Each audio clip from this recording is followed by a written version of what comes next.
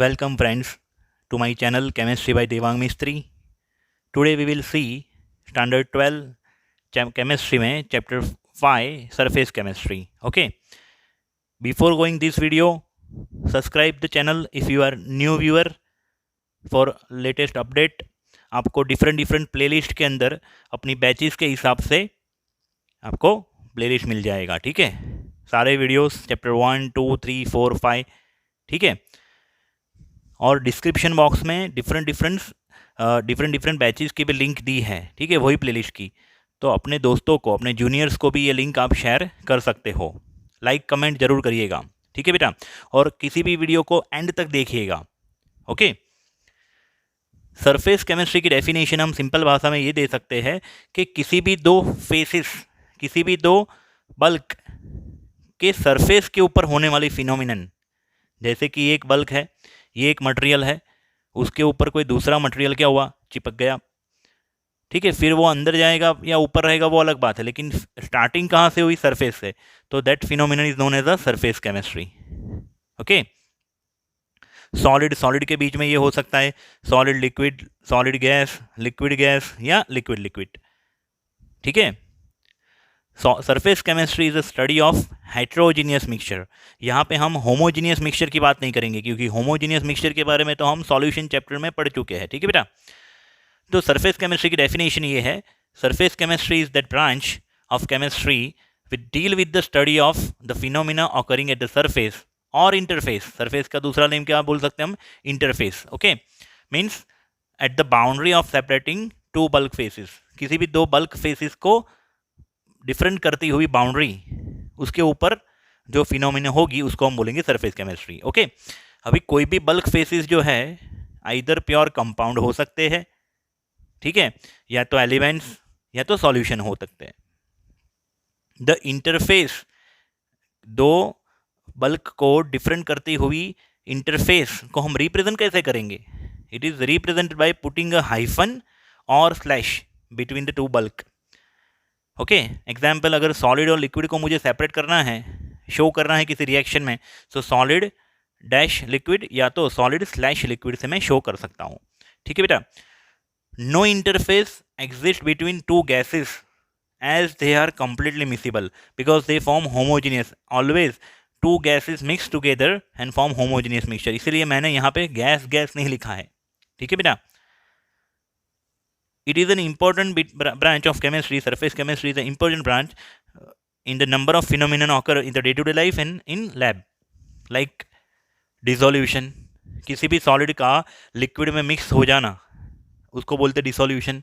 जैसे कि आपने पानी में शुगर को ऐड किया, शुगर या NaCl को, तो उसकी सरफेस से चालू होगी ना प्रोसेस. सबसे पहले तो सॉल्ट या शुगर का सरफेस पानी के कांटेक्ट में आएगा, फिर आगे प्रोसेस डिसोल्यूशन की होगी. ठीक है.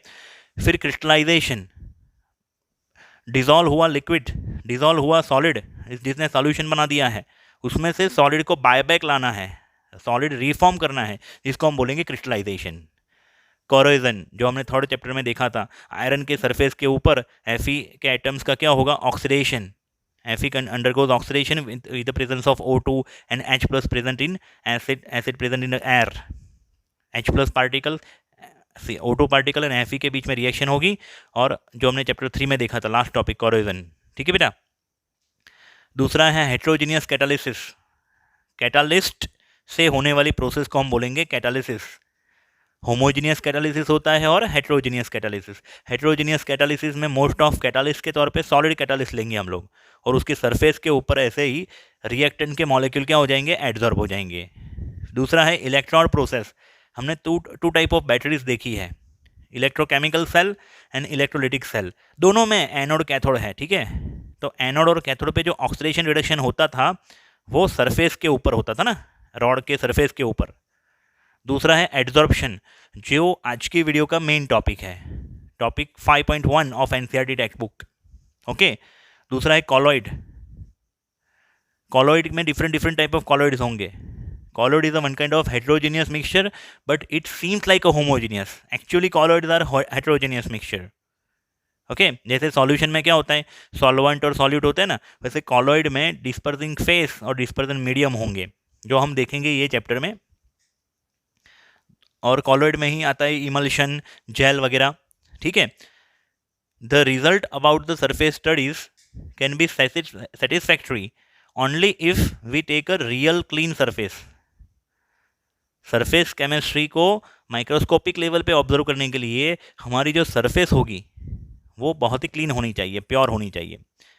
जैसे कि यहाँ पे आपको जो वाइट बोर्ड दिख रहा है वो 100% यहाँ पे क्लीन नहीं होगा, भले आपको क्लीन दिख रहा है यहाँ पे ये पोर्शन, माइक्रोस्कोपिक लेवल पे क्या होगा, इसके ऊपर छोटे छोटे पार्टिकल्स इधर गैस के या सॉलिड के एड्जॉर्ब हो चुके होंगे।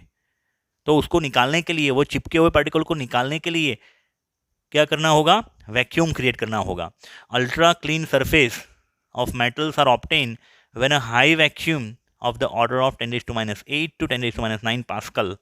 आपको पता है एटमॉस्फेरिक प्रेशर होता है 10⁵ pascal, 1 atmosphere is equal to 10⁵ pascal. अभी 10⁵ की कंपेयर में तो ये कितना छोटा प्रेशर है, मतलब ऑलमोस्ट ज़ीरो प्रेशर।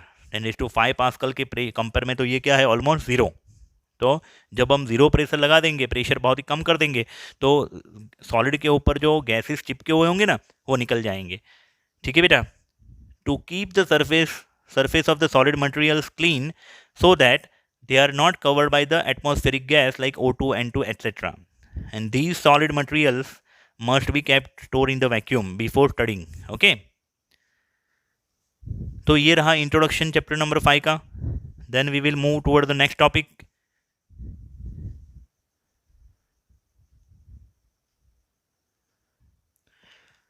नाउ हम लोग देखेंगे एडजॉर्प्शन।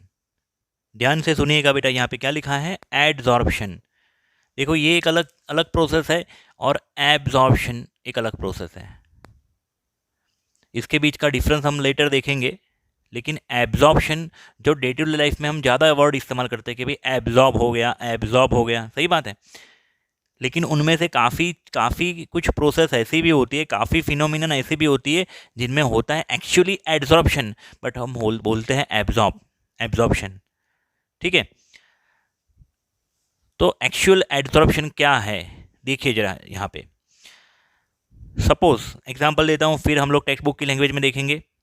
सबसे पहले तो सपोज कि आपने सिलिका जेल या तो चारकोल तो सुना ही होगा, चारकोल को मॉइस्चर वाले एटमॉस्फेयर में आपने रख दिया या तो क्लोरीन गैस वाले मटेरियल में रख दिया, तो क्या होगा, चारकोल जो है वो अपनी सरफेस के ऊपर क्लोरीन गैस के मॉलिक्यूल्स को अट्रैक्ट करेगा।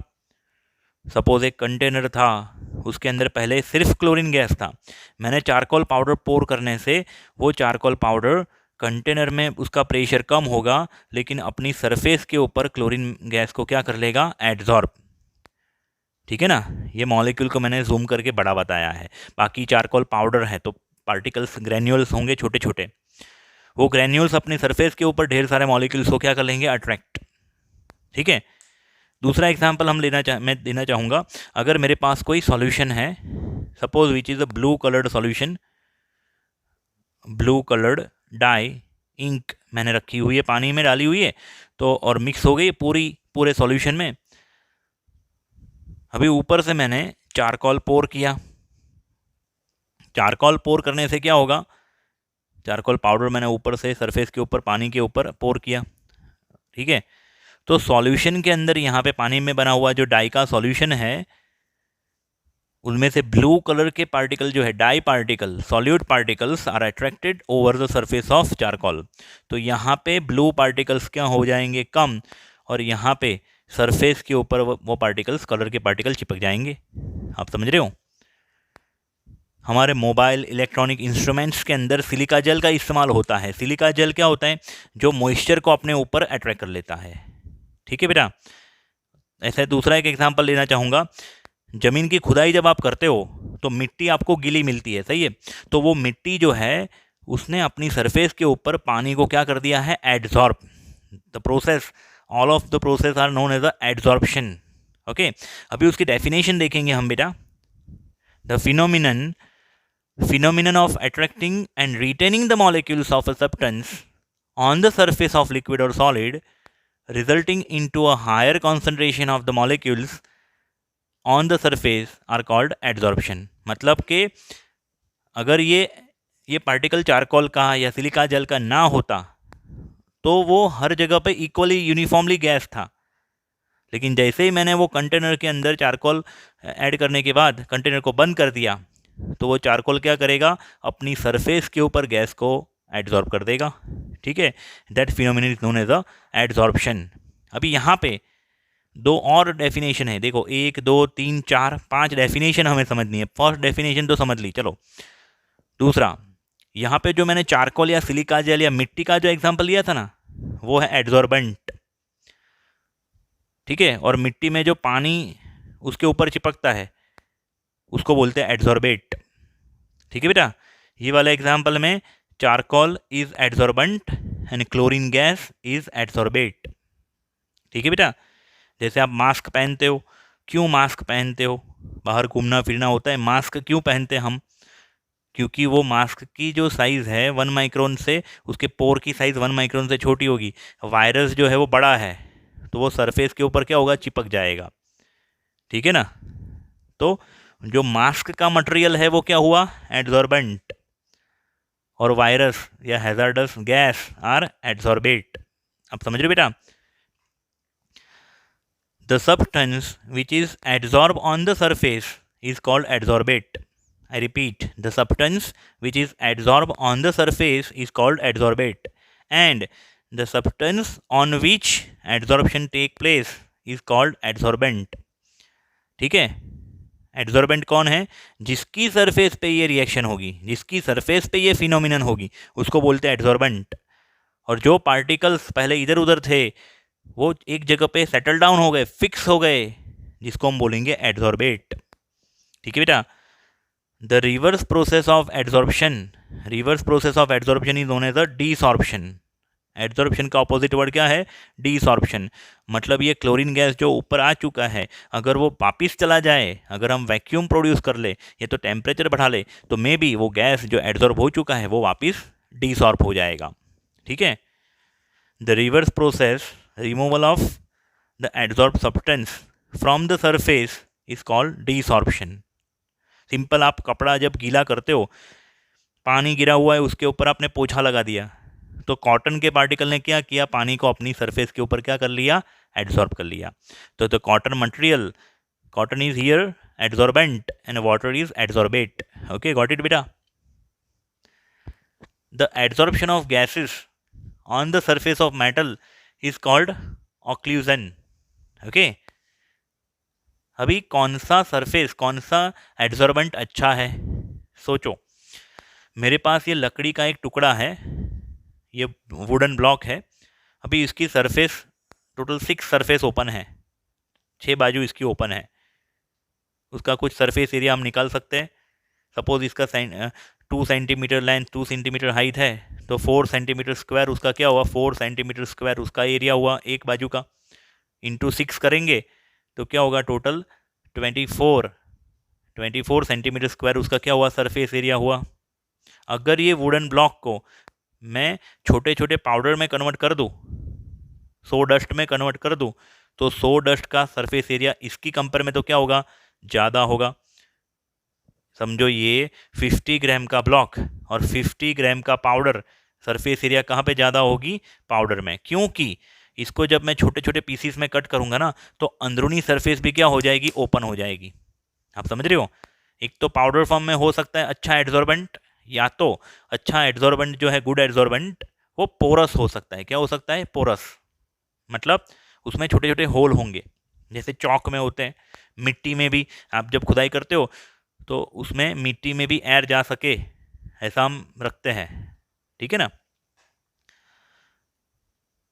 a greater is the surface area of an adsorbent, greater is adsorption. Therefore, finely divided metals or substance having porous structure like charcoal, silica gel, alumina gel, clay, etc. act as an excellent adsorbent. Okay बेटा,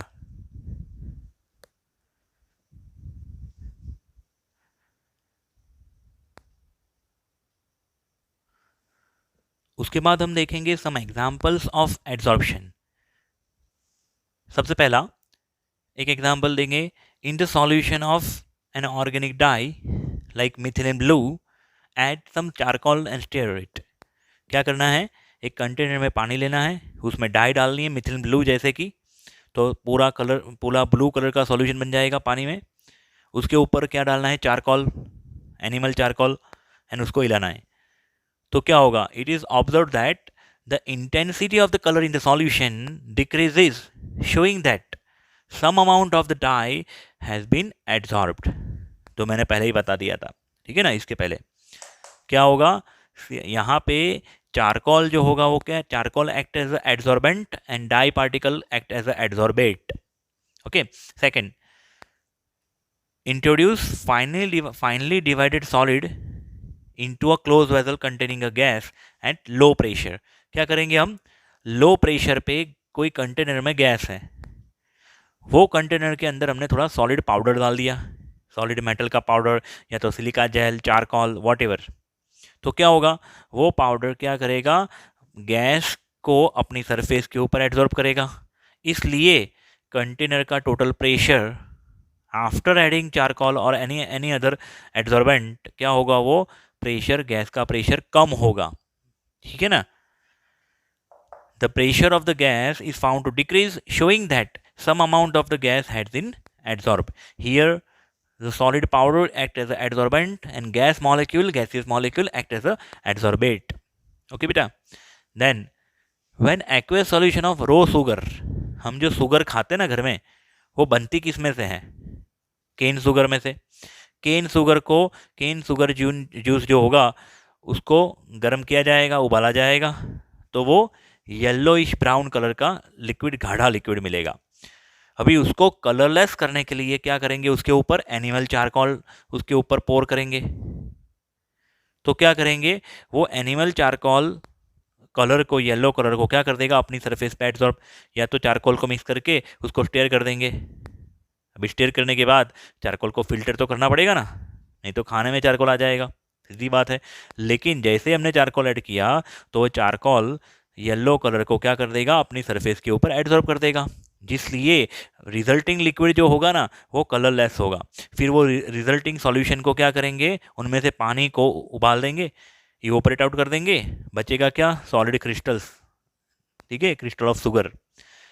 when aqueous solution of raw sugar is shaken with the animal charcoal and then filtered, the filtrate is colourless which gives white crystal of sugar on crystallization. This is because of the coloring substances are absorbed by the animal charcoal. Okay. Fourth example, if silica gel in a closed vessel containing moist air, the air become dry after some times because silica gel absorb the water molecule. Silica gel have high tendency to absorb the water. Okay. This is because of the water molecules are adsorbed on the surface of silica gel. Here silica gel is adsorbent and water particles are adsorbate. Okay.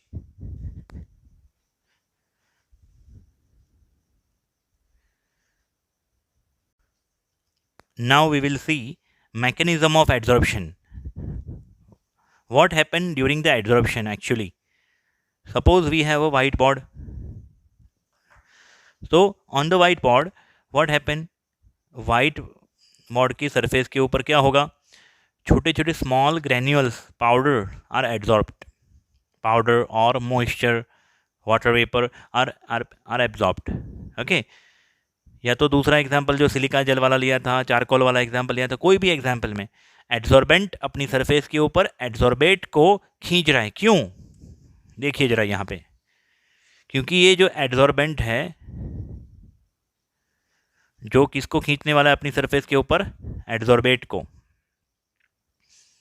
क्योंकि adsorbent की surface वाले जो particles होंगे उसको चारों बाजू से, वो चारों तरफ से कवर्ड नहीं है, उसकी एक बाजू क्या है, ओपन वैलेंसी है, यहाँ चार बाजू से इक्वल यूनिफॉर्म अट्रैक्शन नहीं लगने वाला है। जबकि बल्क के अंदर कोई पार्टिकल होगा ना उसको चारों बाजू से क्या होगा, यूनिफॉर्म अट्रैक्शन लगता होगा, ठीक है ना, जिसकी वजह से सरफेस वाले जो पार्टिकल है वो हाईली रिएक्टिव है टुवर्ड द एड्सॉर्बेट।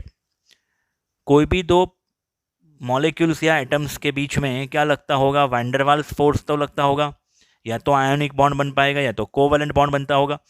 तो यहाँ पे एड्सॉर्बेंट क्या करेगा, एड्सॉर्बेट को अपनी सरफेस के ऊपर खींचेगा, क्योंकि उसके ऊपर एक प्रकार का टेंशन है, तनाव है, जो तनाव के चलते हुए वो एड्सॉर्बेट को अपनी ओर खींचेगा। ठीक है। नाउ मैकेनिज्म ऑफ एड्सॉर्प्शन में दूसरी एक चीज़ याद रखिए कि कोई भी प्रोसेस अपने आप होने के लिए delta G should be negative for spontaneous reaction. Okay, अभी डेल्टा जी का इक्वेशन ये हमने पढ़ा था 11th स्टैंडर्ड में, delta G is equal to delta H minus T delta S. अभी डेल्टा एच के बारे में देखते हैं। एंथैल्पी का डिफरेंस क्या होगा एड्सॉर्प्शन के लिए। अभी ये सरफेस वाले पार्टिकल के पास क्या थी, कुछ रेसिड्यूअल फोर्स, यानी कि कुछ एनर्जी थी, सरफेस एनर्जी। वो सरफेस एनर्जी उसने यूज़ कर डाली। ठीक है ना, that's why enthalpy decreases. We can say enthalpy decreases. Adsorption process जो होगी एक्सोथर्मिक होगी, याद रखिएगा, एड्सॉर्प्शन इज एक्सोथर्मिक प्रोसेस।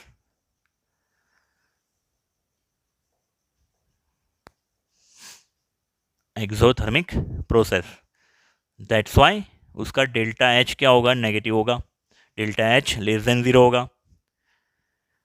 दूसरी बात, during adsorption entropy decreases, entropy of system decreases, and that's why delta S less than 0 होगा, वो भी नेगेटिव होगा डेल्टा एस।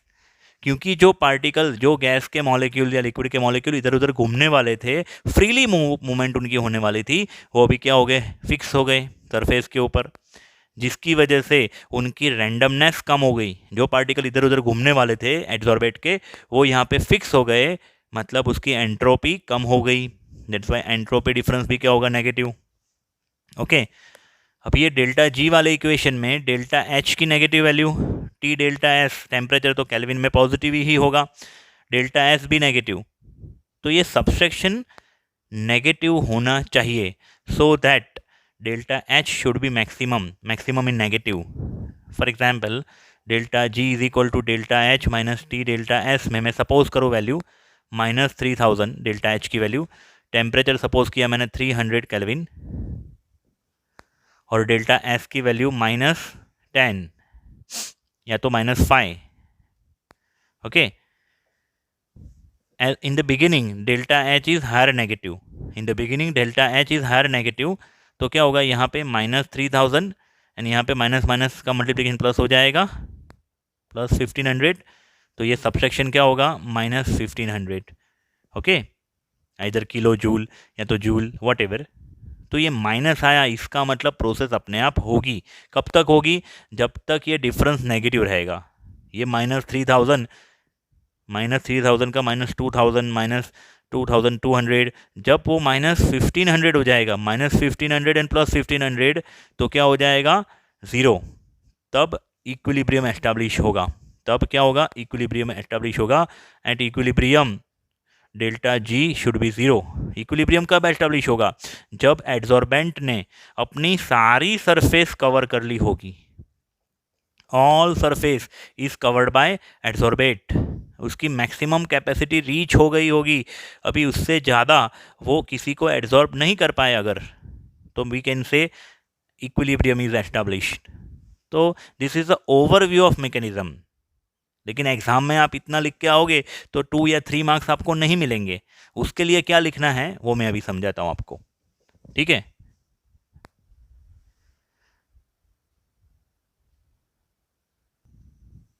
नाउ जो हमने देखा अभी ब्रीफली समझा, उसको अगर थियोरी में पूछा जाए 2-3 मार्क्स में तो कैसे लिखना है। देखिए, the situation existing at the surface of adsorbent is different from that in the interior. We know कि अंदरूनी जो पार्टिकल्स होंगे वो चारों तरफ से कवर्ड होंगे, जबकि सरफेस वाले पार्टिकल एक बाजू ओपन होंगे, जिनमें कुछ रेसिडुअल फोर्स होंगे। सही है। For example, a molecule in interior of adsorbent is completely surrounded by other molecules on all sides, and hence the intermolecular forces of attraction are exerted equally in all direction. अंदर की बाजू जो particle होगा चारों तरफ से same लगेगा attraction, जबकि however a molecule at the surface of adsorbent is not surrounded by all sides. As a result, these molecules lying at the surface experience some net inward force of attraction which cause surface tension. Surface के ऊपर क्या लगेगा, एक tension, surface tension जिसको बोलते हैं. Because of the unbalanced और residual inward forces, force of attraction और free valencies at the surface, liquid और solid have property of attract and retain the molecules of gas or dissolved substance into their surface with they come into contact. मतलब कि वो अपनी surface के ऊपर hold करके रखेंगे इस वजह से. When adsorption take place, surface energy of the adsorbent decreases. मैंने पहले ही बता दिया था, सरफेस के ऊपर जो फोर्स है, फोर्स लग रहा है जिसके चलते हुए सरफेस के पार्टिकल की एनर्जी क्या होगी, कम होगी. Surface energy decreases. This appear in the form of heat is called as heat of enthalpy of adsorption या तो हीट ऑफ एडजॉर्प्शन. ठीक है. Hence adsorption is invariably exothermic process. It means always delta H of adsorption is negative. Delta H is negative. For adsorption delta H is less than 0. Negative value होगी delta H की. Okay.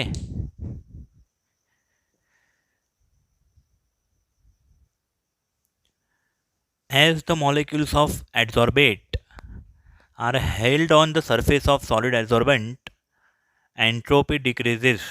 It means delta S is negative. मैंने पहले बताया, जो free molecules है वो held हो जाएंगे, फिक्स हो जाएंगे, तो उनकी रैंडमनेस क्या हो जाएगी, कम. इट मीन्स उनकी एंट्रोपी क्या हुई, कम हुई. ठीक है. Now as delta G is equal to delta H minus T delta S, for the process of adsorption to be spontaneous, delta G should be negative. Delta G should be negative. In this case delta G can be negative only when delta H greater than T delta S in magnitude. मतलब इसमें अभी हम लोग क्या करेंगे, value को consider करेंगे खाली. Sign positive negative does not matter. हाँ, एंथैल्पी भी नेगेटिव है, डेल्टा H भी नेगेटिव है, डेल्टा S भी नेगेटिव है. लेकिन अभी जो एग्जांपल थोड़ी देर पहले मैंने दिया था 3000 and 1500, तो जो मैग्नीट्यूड है वो किसका बड़ा था, डेल्टा H का, compare to T delta S. ठीक है ना. तो ये सब्सट्रैक्शन क्या होगा, फिर नेगेटिव मिलने वाला है. This is true in the beginning. However as the adsorption proceed, delta H keep on decreasing. जैसे जैसे एडजॉर्प्शन आगे जाएगा, डेल्टा एच की वैल्यू क्या होती जाएगी, कम होती जाएगी. एंड जब delta H and T delta S equal होंगे, तब डेल्टा जी क्या बनेगा, नेगेटिव. सॉरी, डेल्टा जी बनेगा 0. इसका मतलब वो टाइम को हम बोलेंगे इक्विलिब्रियम कंडीशन.